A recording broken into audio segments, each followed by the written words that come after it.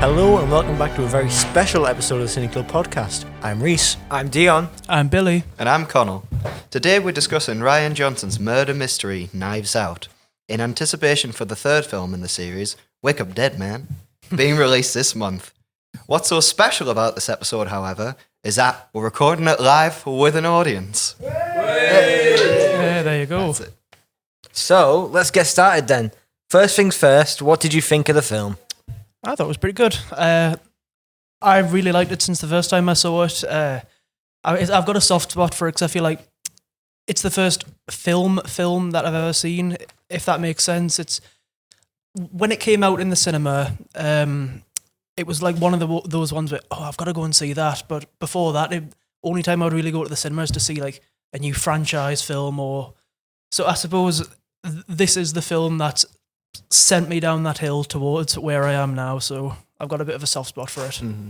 I remember I have a similar story about that.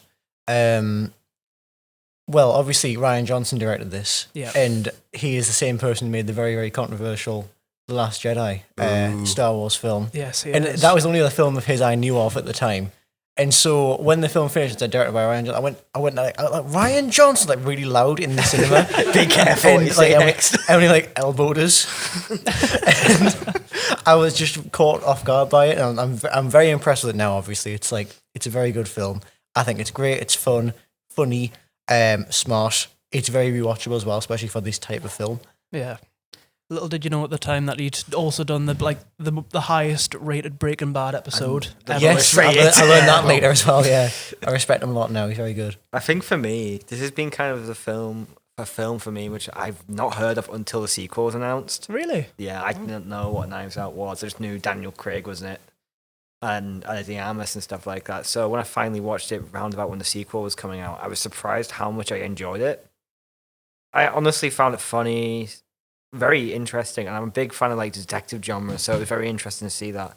But you can really see like Rian Johnson really cared about like working on this project because he put like a lot of like love into it, like to the point where he's making pretty much a franchise out of it now, by what I'm hearing. I suppose the Netflix dollars go a long way in making him do just that. To the point where he's legitimately trying to get it all in theaters, which is like amazing. I know.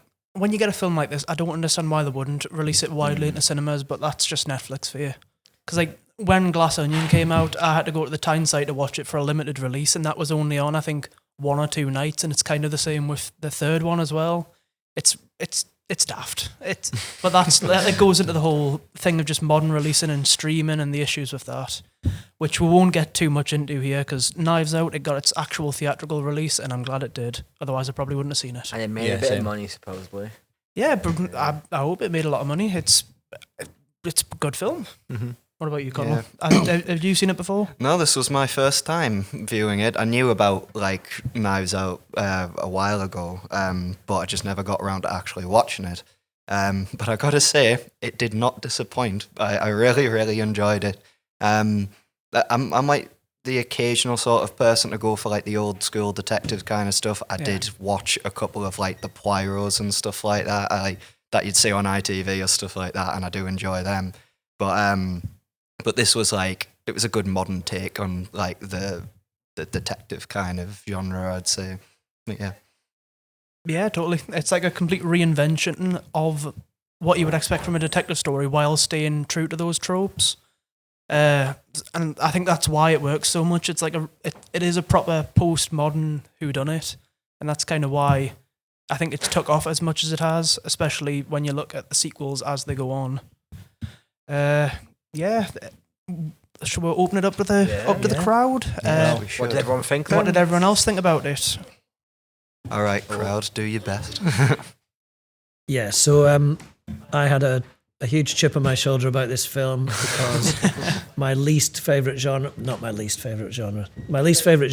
filmed plays. Mm-hmm. My second least favourite genre is cozy crime. So I was fearing the worst.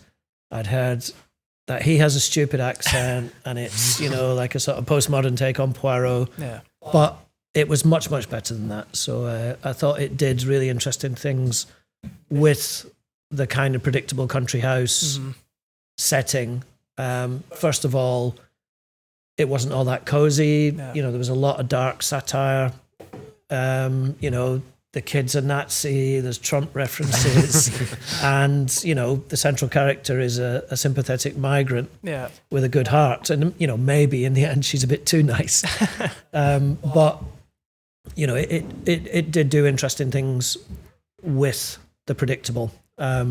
So, you know, while there were one or two bits where he was, you know, leading from the front, you know, like Poirot, like Ellery Queen, you say that, but I can prove that you were wrong, you know, that very wordy stuff. Earlier in the film, it did that more interestingly with kind of subjective cross-cutting between the flashbacks, which contradicted each other and so on. So, you know, they didn't do too much of that. And, you know, his accent. I mean, why didn't they just make him English or Welsh or something? I think what I took from it is obviously Craig's known purely for Bond, basically, and or playing the British gentleman or the British assassin. So I think I took this as him wanting to get away from that archetype. And what's more different from like the British James Bond, the like deep Southern detective, and then as you go into the next film. He's not like this macho man or anything, or he breaks masculine stereotypes. You know, he's living at home with his husband, and like in the next one, he's not wearing his tweed jackets and all that. His dress is a lot more like out there. It's vibrant and like it's a complete reinvention of who Craig is, like his brand image, and that's I think why one of the reasons the film worked so well for me. Yeah, I mean, I get that. I get that that's what he was doing. He didn't want to be typecast as Bond. He did do a film where he's a sort of aging gay man. I think it's set in the 50s, which was really, really interesting. And, you know, so I think that's him branching out. But, you know, I don't think that excuses the slight cheesiness of it. Well, I mean, you got pre-prepared for it last night with... what was it? Val Kilmer's deep Southern accent in Tombstone. It was in the same vein, yeah. Who's next? Barbara Sadler. Yeah, I'm with Steve. I really don't like crime as a genre. Like, I avoid it like the plague. However, I did enjoy this. The accent. Oh, my God. Daniel Craig. And his face. Like, what's gone on there? There's been some Botox gone wrong, I think. And the accent plus the Botox thing, I kept imagining him being dressed as a woman, like on the Golden Girls. And I'm really sorry about that. But then it actually, when he started talking to the Nana, they were like one. Yeah, they were. Yeah, so whole different take. But Daniel Craig, I can't work out if he was brilliant or awful in that. Really? So, yeah, controversial. And branching out, God, you've not seen any, like, branching out unless you've seen him in The Mother. The Mother. Have you seen The Mother? It'll go on the list. He's like a drug addict having an affair with the Nana. So, That honestly, is very different. That's great. Yeah. So this was like, maybe it's different to that. I had him dressed as the Nana. Yeah. Had him dressed as the Nana, and that's all I could see on screen. I was just imagining him in a dress, being the Golden Girls. One and the same. Southern drawl. It is a proper breath of fresh air in terms of like the crime genre. Because like I'm the same. I don't really like crime stuff. I don't like true crime, particularly. But I tend to avoid it. But I think this one it really worked for me. Do you know why I think it worked? Because it's a study on character. Yeah, definitely. And I think that's what made it different. And actually, I could engage with that. So even with those horrible images in my head, it still worked for me. So everyone just feels so it. distinct, and like the performances go like so far in doing it. It's like you would expect such like a stacked cast to try and one up each other all the time, but I feel like they complement each other really well. They also have enough time where you kind of get to know them, even if they aren't in it as much. They very much are somewhat memorable just because of that. Like Chris Evans, like I thought he was in it a lot, but he's not. He's only in about like a quarter of it. I know. I remembered him being in it more than he was. But that's another one that I thought was quite a good reinvention of his brand image, because he spent the last like 10 years or whatever playing Captain America, the biggest Boy Scout ever, And then in this one, pardon my French, he spends most of the film with the biggest shit-eating grin like ever. And he's just like he's just an arsehole the entire time, and it's really interesting to see him in a role like that, because I don't think he's really been seen in a place like that since like the early 2000s or 2010s with Scott Pilgrim. Same with Jamie Lee Curtis, like just seeing her in it was very like wild to see her this like very much up her own ass rich person. And it's just so funny to see that to me, because I'm always usually just seeing her as like the hero or the kind of side character of a story. Or maybe it's a reflection of her real life. Yeah. With like everybody everywhere all at once, or like Halloween. But like it's just so strange to see all these actors very much, not like you said, one up for each other, but like very much have somewhat of a memorable scene together, and I just love it. Yeah. The dynamic's done really well. Yeah. I think the opening scene especially is like, it's just a really good way of like rattling off this massive cast and giving them all the unique identities, and like it's essentially just the audience is interrogating them as much as the characters are. You get to know everything about them that we need to know, because the detectives need to know it to solve the crime. I think it's a really smart way of doing it. Yeah, like sorry for interrupting here too, but like the bit where you see the names too. Yeah, you see the names, it just feels like very much you're watching a good kind of documentary-ish thing. You have the names next to them, and then pretty much the talking heads kind of like talking before cutting to like the detectives and stuff and the police. That's actually a good point. I didn't think of it like the documentary style. But yeah, that is true. Yeah. What about you, Connell? Got anything to offer on the performances? Well, I actually really did like Daniel Craig's like whole accent and kind of thing. I don't know why. It's like I do have a fascination with like the southern drawls, like them really, really long, drawled out ones. Yeah, very apt. But yeah, he was probably still my favorite performance in the whole of the film. But yeah, also with Jamie Lee Curtis also being it, and it's not as much as I thought. She was still great. In fact, like every single one of them was great. Like, not really any troubles. I think the Nana just got me like laughing though every time. Just thinking, you've just got this. Is she an entity even? Is she some sort of like being, which is some sort of immortal figure just constantly in the house. Like it's when they say like, oh, how old is she? Oh, I don't know. Like, she could have been there since the dawn of time for all we knew. But yeah, that's most of the kind of stuff. I'm just quite gobsmacked. The whole thing I thought was just brilliant. Was anybody second guessing the plot? I think I was definitely not. I think it was mostly my first watch, but I did not expect Chris Evans to be the killer. Like you said, you would think with him being, but also he didn't really come off it. But then slowly, I thought it was originally one of the fathers, but then it slowly kind of went okay. And then I kind of got towards the end where I was thinking, okay, I can see what they were doing there. I think it works really well, and the payoff, while I do think it drags a tiny bit, I think it just absolutely like does it amazingly.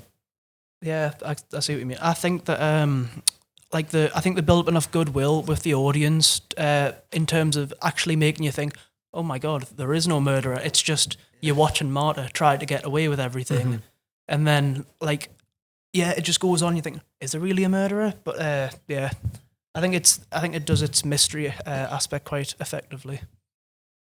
Hello, that was my first time watching it as well. I never even heard of the movie, to be honest with you. I got a quick synopsis from Liz, who's also in the crowd with me today, talking about Chris Evans' jacket or jumper, which I thought was quite nice. But I don't know. I feel like second guessing the plot, it did happen sometimes. I think whenever you watch a crime documentary or film, you're trying to work out what's going to happen, and they always give you the clues and the.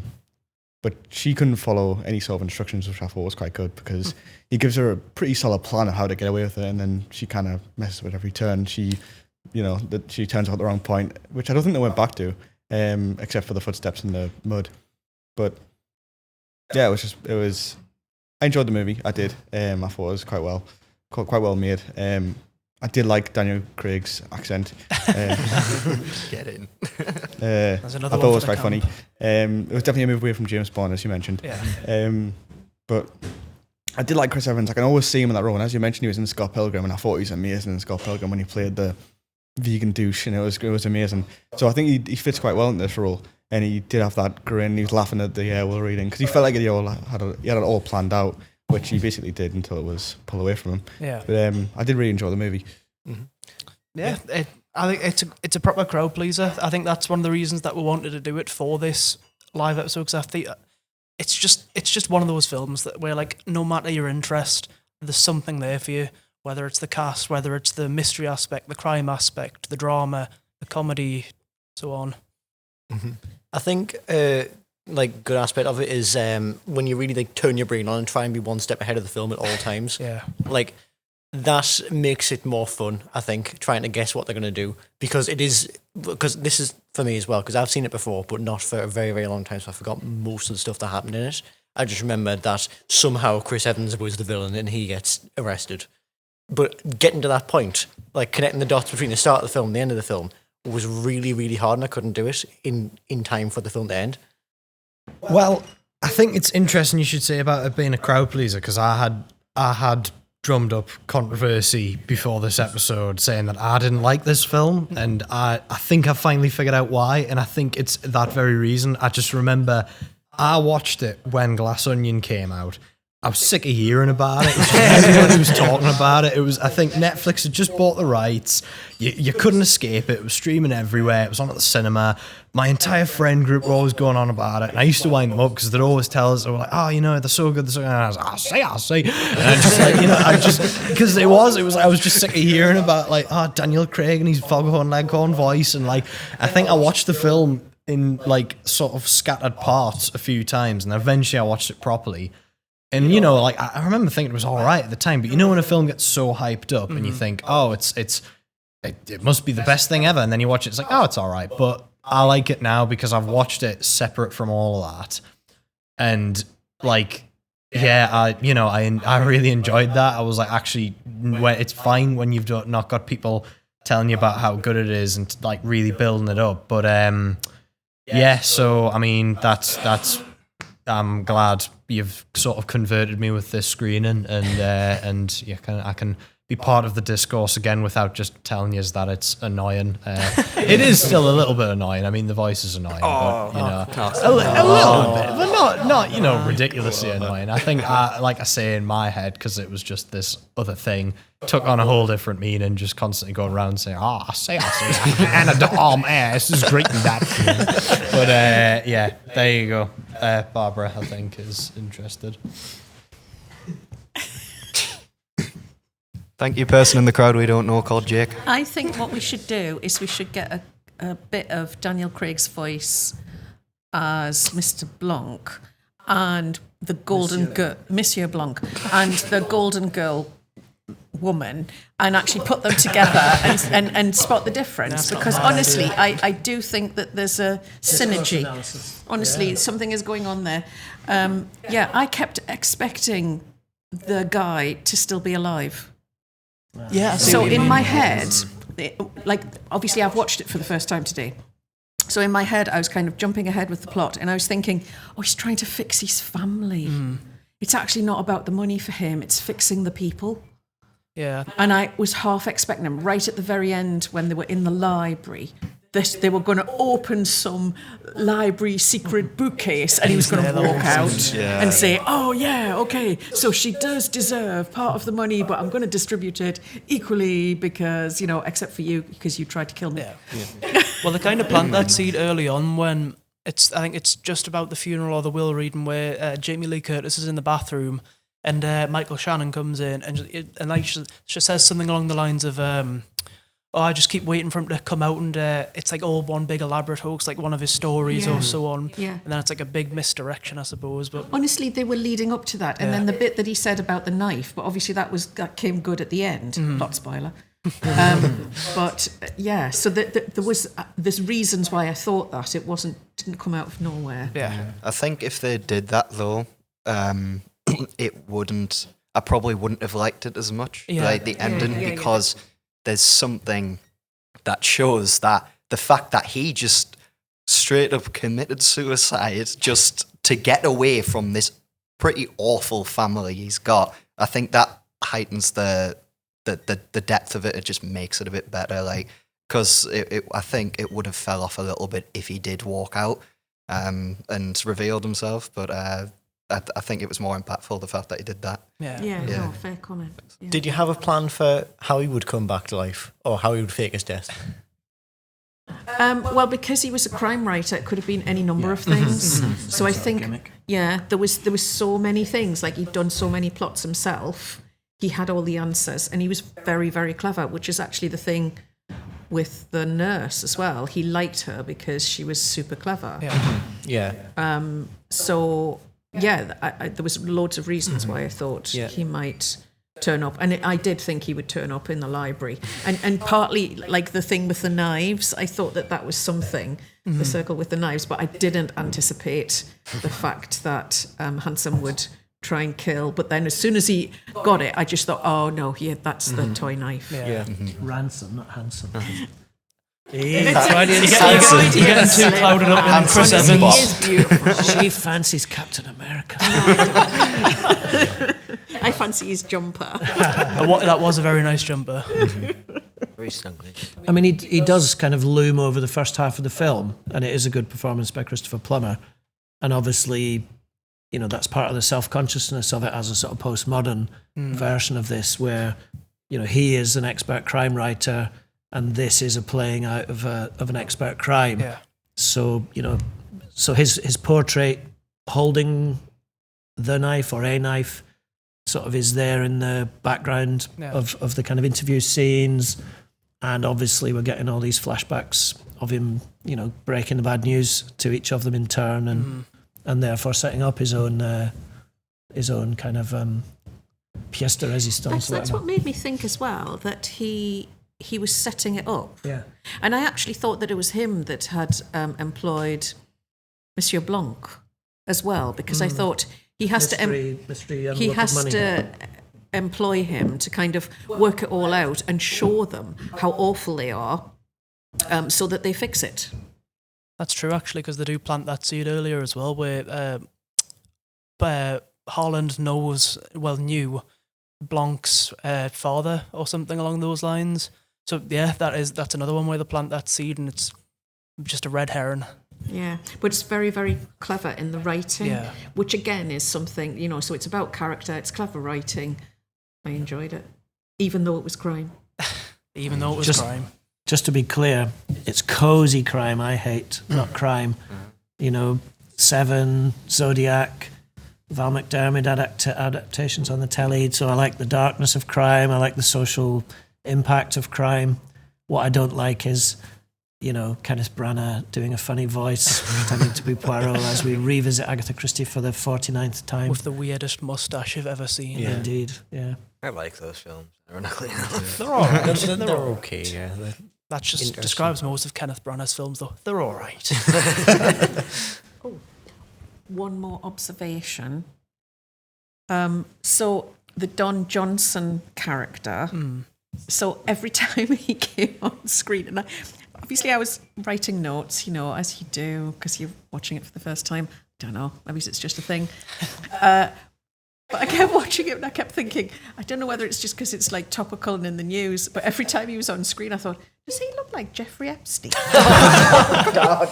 go to an island in the second one. Millionaire's Island in the second one, and that's where all the crime happens. There you go. I'm being deadly It's all a big conspiracy. We need to get Blanc in to bring him out the screen in real life to release the solve it. files. We'll get a photo of Blanc. Don next to Johnson Epstein. out of Miami Vice, and he was like a sort of kind of detective in that, I guess. It's almost like flipping the script a little bit, but that is a very interesting point. But also just about the knife chair, you was thinking, where did he get that from? Yeah. Like, at what point in his life did he think, you know what my library really needs? A cool knife chair. Where do you buy one of those He's an from? extravagant murder writer. He probably had it like commissioned or something. That is true. I just like the idea that he Just thought popped about onto that. Etsy and it's like, knife halo chair. There's one. Exactly. I just reckon he was like a big fan of Game of Thrones, but he couldn't actually make the Iron Throne, so he just like got a big wheel with Oh it. man, next best thing, like the sort of cool pointy knife. He does have a bunch of like metal animal statues just scattered about his like yard as well. So he's not exactly a stranger to random art commissions. Right, we'll move on to the next question then. If nobody has anything else they want to say. I do actually. Oh, do you? That's all right. Yeah, that's good. I thought his accent was fabulous. It's great. Isn't it? No. It's so But therefore, I captivating. want to pose a stupid question. Who Who wins the Southern drawl? Is it him or Kevin Spacey? You've got to give it to him purely because it's Kevin Spacey. You can't let him win. Yeah. Since we're talking about other sexual predators. There we go. Right. Is there anything about the style of the film or even its sequel, because we've mentioned it now, that you find interesting? I think the one that I want to lead with is what stuck out to me the first time I watched it, and then just after the will reading when Marta's fleeing the house. Obviously, you've had quite static camera, a static camera the whole time, but then, like, as she's leaving the house, it like jerks forward and then it goes into a shaky handheld camera, and I thought it was like a really effective way to show the tension of it all, and you know how hectic it was, and it was a really cool stylistic choice that I wasn't expecting at the time, but in retrospect, it's kind of obvious. While not like a style, I do think the theme of it, like the political commentary, is absolutely brilliant. Like, while it's sometimes on the nose, it's very much well done with what was going on round about them with Trump and how people saw Latin Americans or Hispanic people, and it was just insanely done that I actually felt kind of uncomfortable when the family were like kind of having a go at her about the will, because they started to become very racist. I know. Well, I didn't pick up on that obviously the first time I watched it because I was an uneducated child. But you know, this time I picked up on it a lot more, and I think the detail that sells it for me is how every single member of the family seems to attribute it to a different, like, South American country or region, and like it just, it's somewhere out the way, and it's like it sells their ignorance and like how privileged they are, and it works really well. Does anyone actually get it right where she's from? Because if it was anyone, it would be Meg. But then even then, like, Meg's presented quite sympathetically, but you know she does sell her out to her family, and then she was the only one who apologised though. So she is the only out of the bunch. I think she's the best. But yeah, like Dion was saying, like kind of archetypes they make out of the characters is quite good. The vaguely liberal crystal lady, the like 4chan child it's all very like modern political takes. I think it's quite good for that. Chris Evans does show a bit of that too. He does, yeah. He shows a bit of like, I don't know, just like he does say SJW, which was like the term then, which was used. Yeah, that was still when woke was on top. Yeah. I suppose Meg's being like the only relatively sympathetic one, it might be related to the fact that her whole character is about her education, and that the fact that she's doing so, I think it might be liberal arts or something like that, and like maybe it's attributing, she's actually educated, so you know she's not as bad as the others. She is still pretty bad because she's getting this handed on a silver platter rather than earning it herself. But yeah, the rest of them are just vibes based. Yeah, she's actually like bothered to read a book. Another stylistic thing has just come to us, just so I can talk about Michael Shannon. That scene in the corridor outside of Marta's apartment or flat or whatever it was, like the fast cutting between his walking stick hitting the ground and how close I thought that was really good. It made it feel really claustrophobic. And I love Michael Shannon in anything he's in, but I think he's really good in this. He's quite understated, and much like the rest of them, he doesn't have that much time just to be in the spotlight, but I think what he gets, he works really well with. Yeah, we've touched upon this before as well. The knife ring thing. Yes. In the start of the film, it's set up, and you're thinking, "Oh my god!" At some point in the film, they're going to do a shot where someone's head's in the middle of that, aren't they? And then it happens at the end, and it just all comes together. Then I don't know if it's anything to do with like the stylistic choices, as if it's like it's like a quite normal documentary style at the start, and then it gets more fantastic and contrived. Yeah. Not contrived, but like dramatized. Pretty much a donut, isn't it? Yeah. Oh, that's a donut. Yeah. But oh my god! One of the little sort of trivia that most people seem to know is that I think it was the Blu-ray or something like this for Knives Out. It's got the ring on the slipcover, but if you take it off the front and you flip the case around and you put it on the back of it, the ring circles around Chris Evans. So it actually it tells you who the killer is. There you go. It tells you who the killer is from the start. Not on that version. I think it's on the Criterion one. The one with like the sleeve. Yeah. It's only the special edition. Yeah. I think that's a good thing to open it up to the crowd. Anyone got any stylistic points that they want to raise? Yes. I mean, as well as playing with the traditions of the country house murder, and everyone's in the room, and obviously they do it kind of twice with the will reading and so on. It was interesting that, you know, the thing that Billy mentioned, you know, where she comes out of the house and you sort of break that static, you know, very kind of constructed, you know, wealthy setting. The other thing is later that, you know, there's a car chase and, you know, the discovery of, is it Fran, the housekeeper? You know, that's a real kind of old-fashioned film noir scene, you know, an abandoned laundrette. You know, it's a sort of little bit of 50s Americana stuck in the middle of a country house film, you know. So it's they really do play with the crime genre and the expectations of it. I want to kind of talk about the opening quickly because you remind me. I just love how she doesn't even scream, and the first word is "oh shit." yeah. But yeah, I think you raise a good point. It really knows its stuff and it plays with it really well, and like not to the point where it feels like a parody of itself. It is like it's a loving homage, I think. And I think that's why it works so well. It's just super camp. It is really camp. And actually, maybe that's the whole point of the accent. Yeah. It's playing with the whole genre. It's just the theatricality of it. Yeah, I love that. It's like it is like a different reading. Yeah, an inherently like camp and playful tone to something that should be bleak and, you know, grim, because it's this poor old man who's been seemingly murdered. Has he been murdered? Has he killed himself? Either way, it's not very pleasant. But the whole film has like a really like a sort of playful, joyful tone that keeps you engaged in it, which isn't really what you would expect from maybe an older detective film where it's all completely straight-laced by the book. It's mostly the dialogue ttoo. Like it's well, a good example of this is the whole donut line, which is just this over the top. Donut hole. I'm a donut This is hole. Daniel Craig just like kind of going on about it for the whole like final act, but it works really well for it to kind of be put together like Rhys said with Like- the knives. Yeah, you pointed out to me like that. I didn't put two and two together until you did there. I didn't put the hole in the donut, I suppose. It's good writing. Like it's very well done. It is. But about the tone of it as well, there's a couple of scenes which are quite dark, I'd say.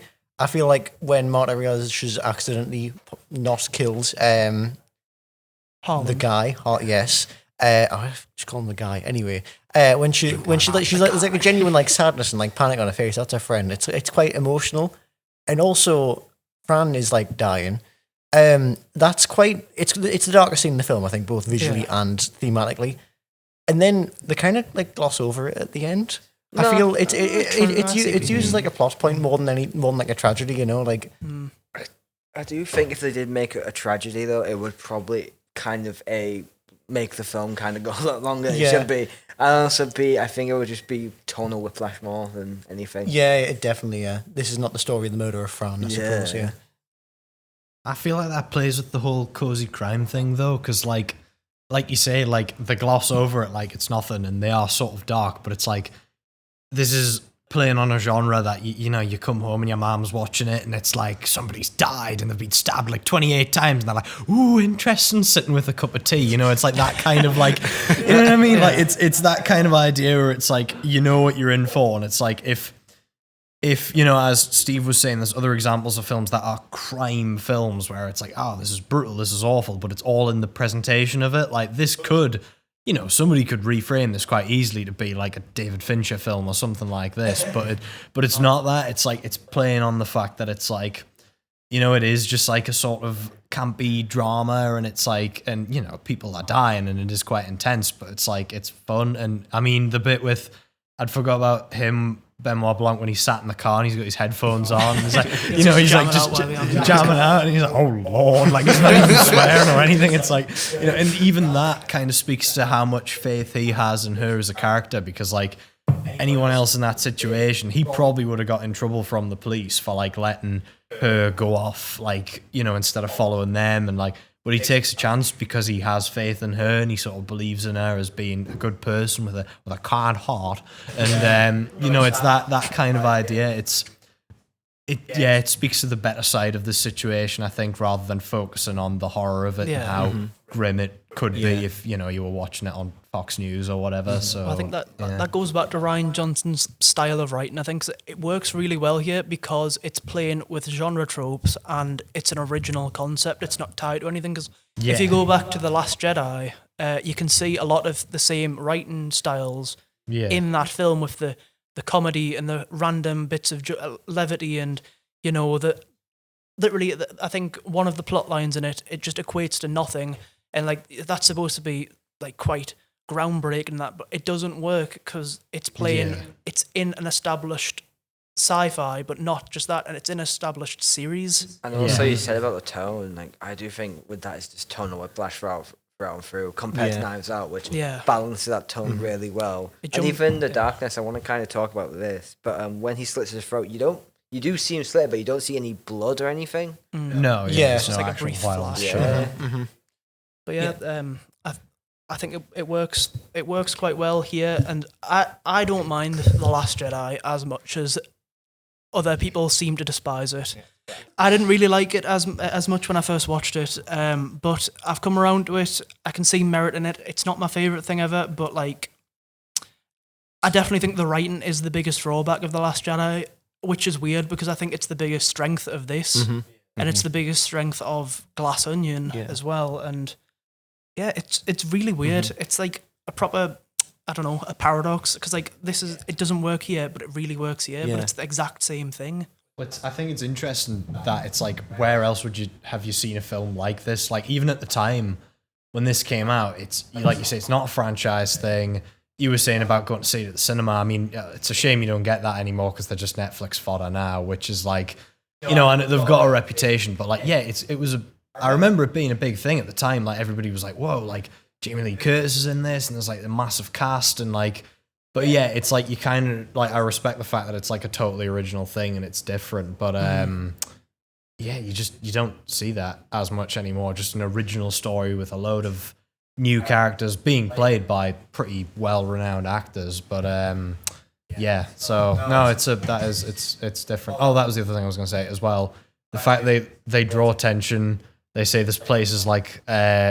It's like he's living in a game of Cluedo or Clue or whatever, which, is like, obviously everybody knows the sort of board game, and even that had a pretty good crime film out of the back of it. So it's an interesting point. Yeah. Self-aware, and I think that's why it's so good. It's in an age of like franchise filmmaking and cynical business practices. This felt, I know it probably had like a big company behind it. I didn't catch who it was at the start, but it feels independent and it feels original and it feels like there's a true like vision and love behind it. And I think that's why it stuck with us as much as it has since it's come out. Does anyone have any thoughts on Daniel Craig's character in this? How well he carries it as a protagonist? Because I feel like he's becoming a kind of Jack Sparrow situation where he ends up like claiming on the limelight because he's funny and quirky and like out there and interesting, away from the actual like emotional heart of the films. I mean, we've talked about the accent already, so I won't belabor that point. But the first, 15 minutes, maybe even 20? He's out of focus in the background, calling attention to himself with these, off key notes on the piano, which. In some ways is like a sort of classic Hollywood thing of, he's the star. Yeah. Where's the star? Where is the star? And he's hiding in the background. So that, that's again self-aware, but it's nicely done. And obviously he's out of focus literally. And, you were talking before about the throne of knives or the donut of knives or whatever we're calling it. We've got the picture of Ana de Armas in the donut on the screen behind the presenters, but it's actually him who brings it all into focus. So that there's that sort of play on focus as knowledge and awareness, as well as focus on the star, which I think is quite nice visually done. Yeah, he's a protagonist, but everything unfurls around him. He doesn't have that much he doesn't have much presence in the plot as it goes on, because it's obviously propelled forward by Ana de Armas's character. And I feel like I might be misremembering, but it's kind of the same in the second one as well, where everything is happening around him. He just happens to be there. It's mostly focused on the sisters, pretty much. Yeah. I feel like he's still more of an agent in that, though. He does say, though, in the film that his style of investigating is just kind of sitting and waiting for things to happen, which it fits in with the character quite well, how he's written like that. But I feel like, I don't know, he takes all the attention away from Ana de Armas's character, the actual emotional centers. Sometimes, I don't know, just to... Yeah. I kind of agree, because there's parts where I really wish he was more in it, but at the same time I do think Ana de Armas's character is still interesting even if he's around. But saying that, I do think he takes a lot of the final act kind of exposition dumping people of what's happening, which is very well done and it's very interesting. But at the same time, I don't agree. It's very hard, because with characters like these, you have to balance them enough, and I think they do balance it, but at the same time... Yeah, because it goes back to the whole thing about it being a love letter to the whodunit. He's not like a Sherlock or a Clouseau or he kind of is Columbo type he character. kind of is Poirot. He's very much based on him. Yeah, he is, but he doesn't take up the center screen. You know, Oh. he doesn't lead the investigation like the rest of them do. It is very much centered around. You're very much following Mara, analysis, and he's just kind of following along and picking up the clues. He's not a driving force for the plot as much as he is a driving force for the audience explanation of the plot. And I like that about him. I think he's very different. Talking stylistically, what impressed me the most when I watched it for the first time was its use of non-linear storytelling. Yeah. And the sequel as well very much takes advantage of, again, spoiler territory, but the way that it plays about with time. Yeah.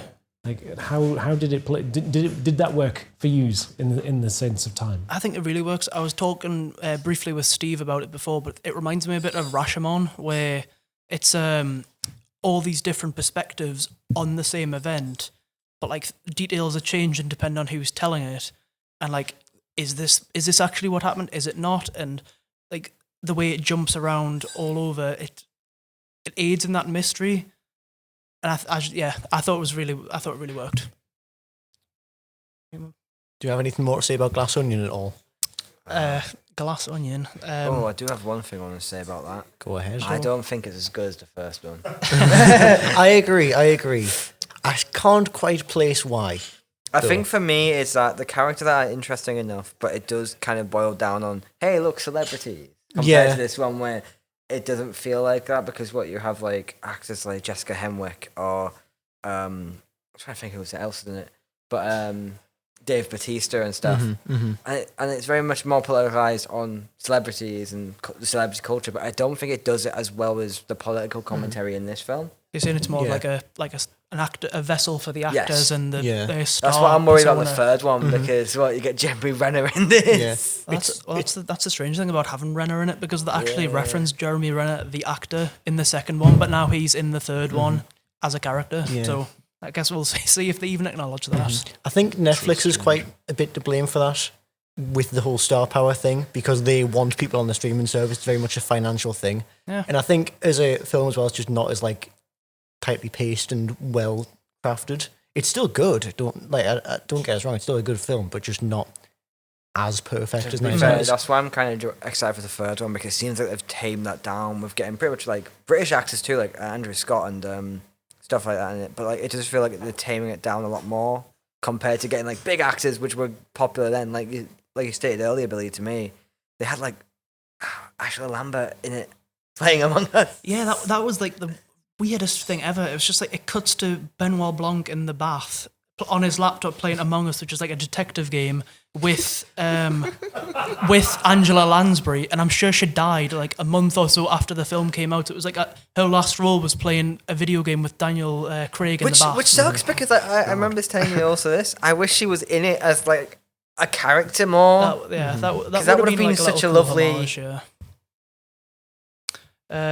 any last remarks? I think, Jake, did you have something to say? The only thing I was going to say about Glass Onion, I think I see where Rhys is coming from. I think it's more self-indulgent, the second one, because they sort of were more aware that they were ooh, we've got a great, funny, weird character here, Daniel Craig. Let's try and capitalize on that. And I feel like the second one I'd forgot really until I watched this one, because like I say, you watch the two of them back to back and I sort of blend them together. I feel like the second one tries too hard to make these like all of these other guys seem like weirdos and Daniel Craig seem like the normal one, whereas in this you see it sort of feels like I could imagine them just being a load of rich people in a country house, whereas that was like, oh, they're all celebrities, they're all rich, but they're also freaks. Look at all of these things they do. Like, look at how they got famous. And it's like, I feel like it tries a bit too hard to try and do that, And I mean, yeah, it's still a good film. I think the like sort of mystery of it's still interesting, but I think they would definitely pivot to make